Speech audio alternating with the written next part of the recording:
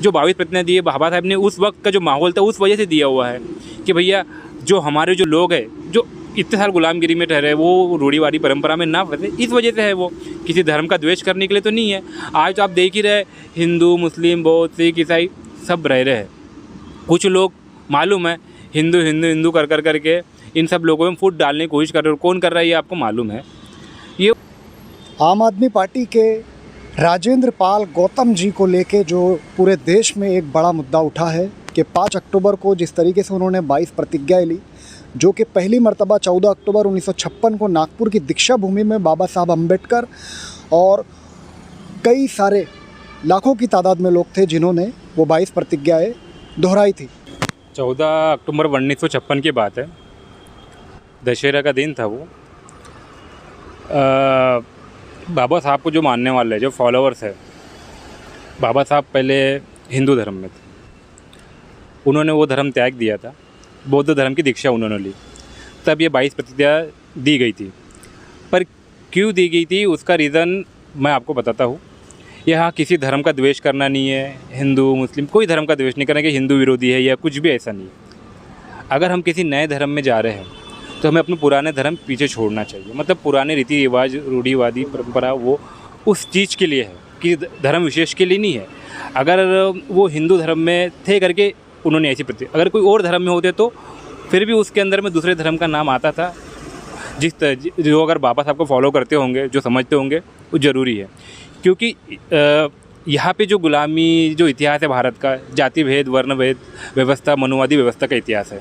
काफ़ी जुल्म हुए बाबा साहब पर भी, और जितने भी समाज सुधारक थे, ज्योतिबा फुले थे, सावित्रीबाई फुले थी, तो ये सब लोगों के ऊपर बहुत संघर्ष किया है और सब इनके ऊपर अत्याचार अन्याय जाति भेद वजह से ही हुआ है। तो ये बोलना कि ये हिंदू विरोधी है या कुछ बिल्कुल भी नहीं है। आप अगर अपना धर्म किसी धर्म को त्याग रहे हो, दूसरे धर्म में जा रहे हो, तो ऑब्वियसली आपको ये बोला जाएगा कि आप इसी धर्म को मानिए। जो भी अगर आपको कुछ मांगना है, कुछ चल करना है, इस धर्म के रास्ते पर कीजिए। इसका ये मतलब नहीं दूसरा धर्म का द्वेष कीजिए। आप अगर कोई मुस्लिम है ऊपर वाले से मांगे, अल्लाह से मांगे, कोई क्रिश्चियन है गॉड से मांगेगा, लेकिन इसका ये मतलब नहीं कि किसी धर्म का द्वेष करो या कुछ करो। सभी धर्म संभाव है, भारत देश ही वही है। बस कि जो एकदम गुलामगिरी में रहे हुए कई इतने हज़ारों साल तो जिनको कुछ समझता नहीं, अनपढ़ गवार जो लोग थे, 1956 के वक्त जब वो धर्म अपना बौद्ध धर्म की दीक्षा ले रहे थे, तो उस वक्त वो रूढ़िवादी परंपरा में ना फंसे, गुलामगिरी में ना फंसे, इस वजह से वो चीज़ें हैं। ये नहीं है कि हिंदू धर्म का द्वेष करना है या कुछ करना है। सभी ये देश सभी का है, सर्वधर्म संभाव का है, चाहे फिर किसी भी धर्म का हो।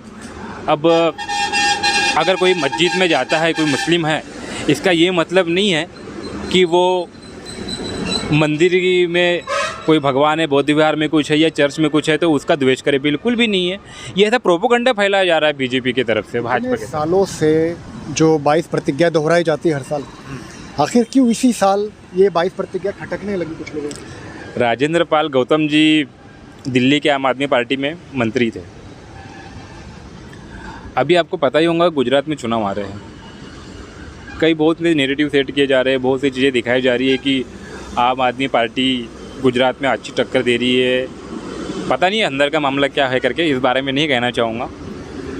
तो इनके मंत्री ये आम आदमी पार्टी के हिंदू विरोधी है, ये दिखाया जा रहा है।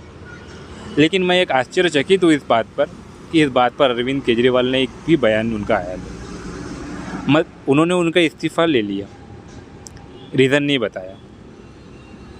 वो बाबा साहब की फ़ोटो लगा रहे हैं, भगत सिंह की फ़ोटो लगा रहे हैं, उनके विचारों पे चलने के चलो गया, ये उनका कहने का है। अगर वो उनके विचारों पे चल रहे हैं, सब कुछ कर रहे हैं, तो आप एक्सप्रेशन दो, आप इस्तीफ़ा लो ना। 101% कोई बात नहीं है, लेकिन क्यों ले रहे हो, आपको एक्सप्रेशन देना चाहिए, क्यों ले रहे हैं आप करके। और अगर आपको ऐसा लगता है तो आपने अगर बाबा साहब के इतने फॉलोअर्स बाबा साहब के बारे में इतनी बातें करते हैं, आपके मंत्री हो, आप हो, आपकी पार्टी हो, तो ये भी चीज़ बाबा साहब ने ही की है। क्योंकि मैं तो आपको बता दिया, वैसा उन्होंने एक्सप्रेशन देना चाहिए।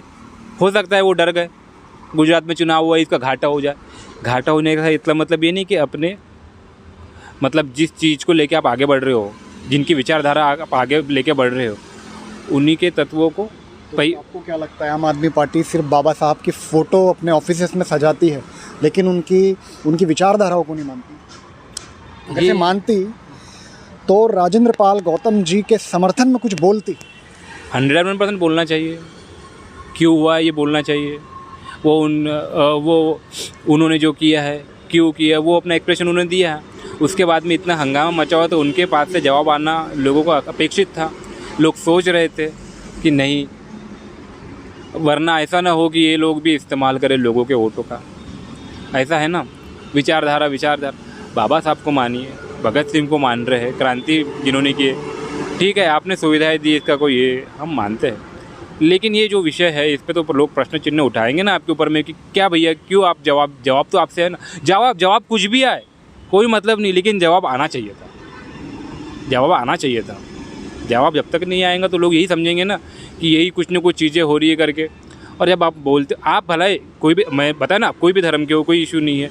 जो 22 प्रतिज्ञा दिए बाबा साहब ने, उस वक्त का जो माहौल था उस वजह से दिया हुआ है कि भैया जो हमारे जो लोग हैं जो इतने साल गुलामगिरी में ठहरे, वो रूढ़िवादी परंपरा में ना फंसे, इस वजह से है। वो किसी धर्म का द्वेष करने के लिए तो नहीं है। आज तो आप देख ही रहे, हिंदू, मुस्लिम, बौद्ध, सिख, ईसाई सब रह रहे हैं। कुछ लोग मालूम है हिंदू करके इन सब लोगों में फूट डालने की कोशिश कर रहे हो। कौन कर रहा है ये आपको मालूम है।